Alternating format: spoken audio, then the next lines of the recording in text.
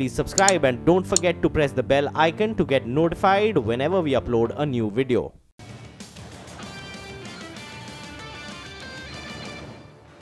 Markets, they have kicked off the week on a negative note. No real sign of the recent jump in volatility subsiding, at least for now. The Nikkei was down the last time I checked. In fact, it's down closer around 0.5%. The dollar yen as well, holding at around that 113.5 odd mark. The Kospi was down 0.3%. So let's pull up that index. Let's see what it's doing at this point of time. It's still down closer around 0.3%. And the other couple of Asian markets as well. The first tick, in fact, did see a more or less flattish start. The Straits and the Taiwanese index as flat as can be. But you pull up the SGX Nifty, well, that's indicating that we're likely to start off on a flattish note. So maybe we'll be really, starting a more or less flattish or mildly positive just to kickstart trade. Okay, well, let's tell you about Wall Street then. The major indices closed mostly lower on Friday as they snapped a multi-week winning streak, while some of the largest tech stocks pulled back. The Dow Jones fell almost 40 points, with Intel and Merck as the biggest decliners. S&P 500 declined 0.1%, while the Nasdaq finished just above the flat line. CNBC's Hampton Pearson tells us what happened on Wall Street and what's in store for the week ahead for the U.S. markets as well. Hello, everybody. It's hard to believe, but this is the last regular work week before the Thanksgiving holiday. Today is Remembrance Day in Canada, similar to our Veterans Day. No economic data coming out, but later in the week we'll see if the continuing growth in new jobs is finally translating into higher inflation, enough for the Federal Reserve to raise interest rates faster than we expect. Watch shares of Apple. Its net worth had topped $900 billion, but analysts say it could become the first company with a market value of $1 trillion before the end of the year. The House and Senate will keep working on their somewhat different tax plans. There's very little time before the Christmas recess if they hope to pass anything this year. OPEC's monthly report should point to higher or lower oil prices ahead. Only a handful of corporate earnings, including Tyson Foods and Switch, its first quarter as a publicly traded company. And tonight, Golden Corral restaurants hold Military Appreciation Night with free meals for veterans. I'm Hampton Pearson, CNBC Business News, Washington. All right, then, in the European markets, we did see all the three frontliners. They ended lower in trade. Slower on corporate earnings really spurred some profit-taking among investors. And all the three frontliners, in fact, they ended with cuts of close to around 0.5%. But if you pull up some of those peripheral indices as well, it was a bit of a mixed end because the Italian index ended in the green. That, in fact, ended with some gains. But otherwise, we had the Irish index that was struggling. The Spanish index as well was struggling in trade. In fact, the Italian index did end with a cut of around 0.3%. Even the emerging markets, the Brazilian index was down close to around 1%. So that market should be up for you on the screen. And the Russian index as well ended with a cut of around 0.5%. But moving on then, the two-day Brexit talks in Brussels concluded with the European Union's Brexit negotiator urging the United Kingdom to move faster in its negotiations to leave the group. There are several outstanding issues, including the size of UK's divorce bill, that are obstructing further progress being made. Okay, well, moving on to some important news from Latin America then. Venezuela is on the brink of an official default, potentially sparking huge financial chaos across the world, triggering a $60 billion global financial crisis. The crisis came to light after it was revealed state-owned oil company known as PDVSA has not made a single debt payment to India's top oil producer, ONGC, for the past 6 months. Venezuela's President Nicolas Maduro said that last week the country is planning to restructure some $60 billion of bonds, a large amount which is held by PDVSA. Venezuela's Foreign Debt Renegotiation Committee will meet with creditors today. Okay, then turning our attention to the currency space, the dollar received a lift against its major peers as US yields spiked and as the pound stumbled. Although main investor focus was still on the planned US tax overhaul. The pound, meanwhile, slipped as troubles mounted for British Prime Minister Theresa May, with a report that 40 Conservative MPs are readying a leadership challenge, while Brexit talks face a crucial deadline. And in the world of commodities, crude oil prices opened the week cautiously amid ongoing tensions in the Middle East and after rising rig count in the United States suggested producers there are preparing, in fact, to increase output. On Dalal Street on Friday, the markets closed mildly in the green, with the Nifty managing to just about hold at 10,300 mark, while the Sensex ended above 33,300. The mid-caps, however, underperformed in trade.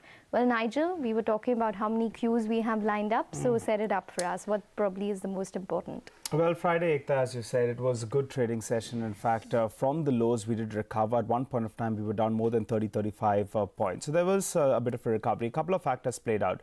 One was that a couple of earnings reactions that came in, they looked very, very good. So the Nifty Bank was the outperformer because SBI came out with a rather good set of numbers. And Mahindra as well, those numbers, they beat estimates. So that was good news. In fact, the street was also working with the whisper number on L&T. And you know, that's why, in fact, that one was the big gainer. It ended with a gain of close to on 4%, quite a big heavyweight as well over there. The other factor that played out was, in fact, there was some hope that there's going to be positive outcome of the GST meet. And that's why HUL, that spiked up in trade because, you know, the street was expecting a bit of a cut on GST. Well, with cement as well, some part of the street, they were optimistic. They said maybe, in fact, we'll get a cut over there. But that didn't come about, mind you. In terms of losers, well, Auto Pharma posted its numbers, did take a sharp knock. And Tata Motors, ahead of its numbers, we did see a bit of a run-up and the street was talking about very good numbers. Well, that one has come in for some big profit booking. But SBI, that was clearly the star in Friday's trade. If you pull up the Nifty Bank in terms of a contribution, well, it was up by close to around 200 points approximately. And out of that, SBI constituted nearly around 166 points. Even if you pull up the Nifty, ended with gains of around 12 points, SBI single-handedly, it counted close to around 19 points. So without SBI, in fact, the Nifty would end in the red. Reliance Industries, that's become a bit of a pain point for the markets. Remember, it's had a big run, but from November 1st itself, it's corrected more than 7.5% in terms of market capitalization. It's 50,000 crores. So that one coming under pressure definitely is not helping the bulls at all. FIIs in Friday's trade, all the data points that came out indicated they're quite negative. They sold in the cash market, so that's not good news. And intraday, if you just take a look at the Nifty futures premium, there was a sharp contraction from around 50 points all the way to around 12 points. And by the end of the day, when we got the files, well, it indicated on the index futures, the FIs added close to around 20,000 short contracts. The short positions then, in fact, have increased by close to around 12% or 13%. And now the long positions on the index by FIs have reduced from around 70% all the way to around that 52%. That means the short positions have gone up from 30%. Index by FIs have reduced from around 70% all the way to around that 52%. That means the short positions have gone up from 30% to around 47%. They also bought some puts, which is not such a bad thing because it's giving some cushion on the downside, and they wrote some calls. The range we're really working with is 10,500 on the upside. The bears will look to defend that mark, the 10,400, 10,500 level, while on the downside, the bulls will try to defend the 10,200. Ekta, you know, Asia is not in a great place today. So let's see if we, in fact, start off in the red, whether or not some of those short positions are shut out. Because otherwise, the FIs, they've clearly shorted this market big time in Friday's trade. Okay, and what about stocks? Well, a couple of stocks we're going to be looking at. First, Axis Bank. You know, we were waiting for that preference issue. Yes, that did come about. So the book value really of Axis Bank goes up. So watch out for that stock in trade. 11,000 crores, most of it going to Bain. Well, L&T, that came out with its set of numbers. More or less mixed quarter. Why? Because they cut their order inflow guidance. That was cut to more or less flattish from around 10-12% earlier. But the positive was the favorable, tariff order in the Nabha Park case. And in fact, that's something that will play out in today's trade. Britannia, the numbers looked a little bit disappointing in terms of what our poll threw up. BPCL as well, the core GRMs came in lower than what we were working with. But Nestle, Maggi is back, and those numbers looked very, very good. In fact, the net profit number beat our estimates by a good margin. Coal India, employee costs continues to spike. Where is the realization hike? Where is the price hike we're talking about? Those margins as well, they looked quite disappointing. DLF, the numbers looked disappointing, and more importantly, the net debt as well increased by close to 900 crores. Sun TV, the subscription and ad revenues, they looked quite good, so that stock should be in focus, should open up in the green. Nalco, the numbers are expected to be good. Well, pretty good those numbers were. Margin expansion did come about. And let's run you through a couple of good earnings. Quick Heal numbers look good. Adani Power, the numbers look very, very good. And Godfrey Phillips as well. Those numbers look good with a big margin expansion. But we're talking about Venezuela, and in fact, there could be debt repayment problems there. ONGC could be the stock that could be in focus in terms of opening up in the red. Results we're expecting today: Adani Enterprises, Adani Ports. We have Idea that comes out with its set of numbers. NMDC, United Bank of India. All of them will be in focus. We'll be waiting by for their numbers.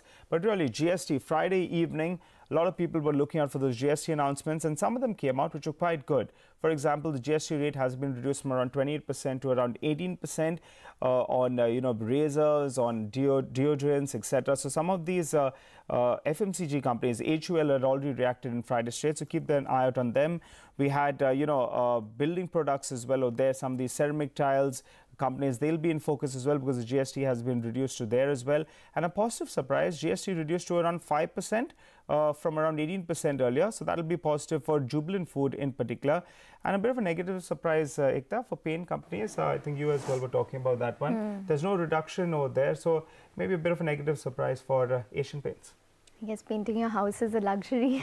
Well, Axis Bank is going to be in focus after the bank approved the sale of 9% stake to several investors, including private equity investor Bain Capital. They'll be raising close to 11,600 crore rupees via the stake sale. Lata Venkatesh joins us early this morning to fill us in with all those details. Hi Lata, good morning. Good morning. In the first place, this is more than what the street was expecting. The street was expecting a 5% capital raising.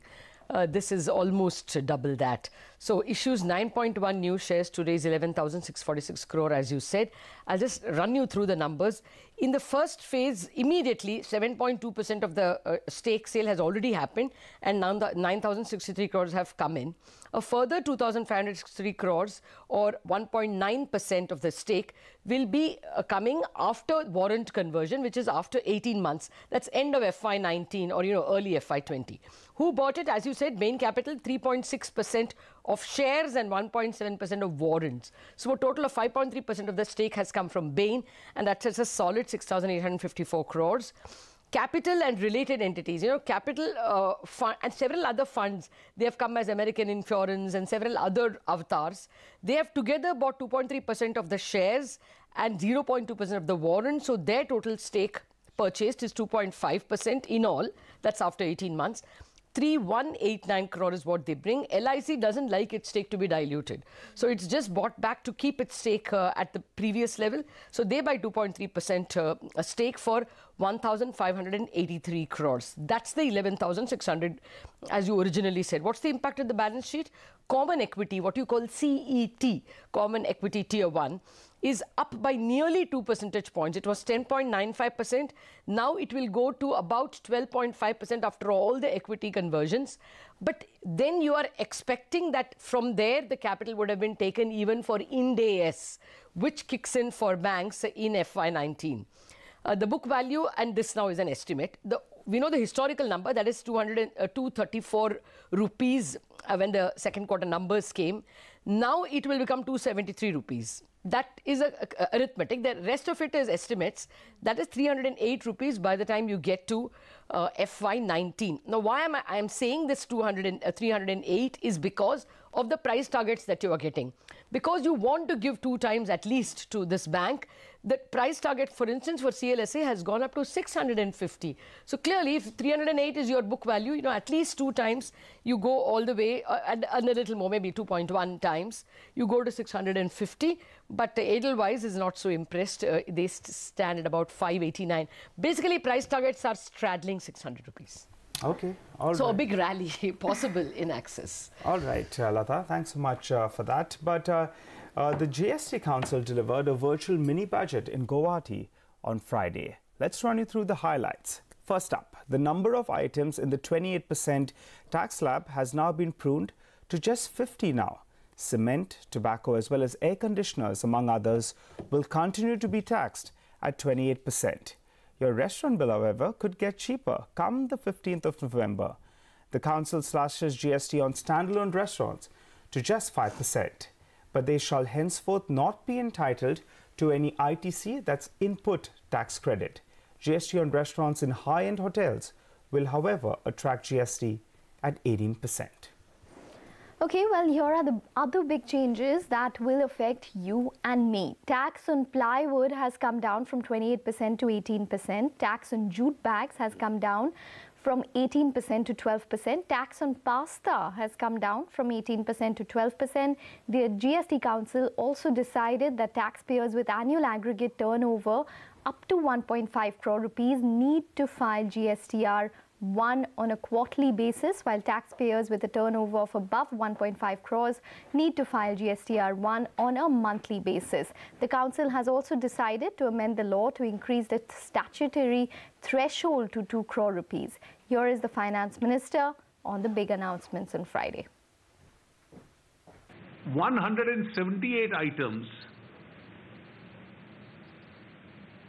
28 से 18 में transfer किए गए। इसकी जो date होगी applicability की वो 15 तारीख से होगी, क्योंकि सेंटर और स्टेट गवर्नमेंट्स दोनों को नोटिफिकेशंस इसके निकालने होते हैं और उन नोटिफिकेशंस में कुछ समय लग जाता है। Okay, but Lata, there will be some implication of these tax cuts on the fisc. So what would that be? Well, we only have the Fitment Committee's analysis, and they are saying 20,000 crore rupees.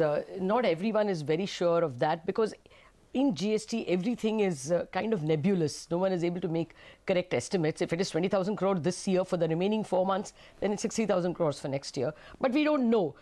If it is 20,000 crores, clearly there will have to be more bond sales by the government of India to raise equity and to raise bonds or money, market borrowings. And therefore, chances are today bond yields could rise to 7%. That's the 10-year bond. That's a psychologically important mark, may find buyers there. Remember, the RBI has also separately announced an open market sale of bonds. So, you know, there are other reasons also why bond yields will rise. And of course, crude has not gone below 63.6. There are other reasons, but this is the big push that's going to take yields to 7%. Negative, obviously, for banks and negative for NBFCs.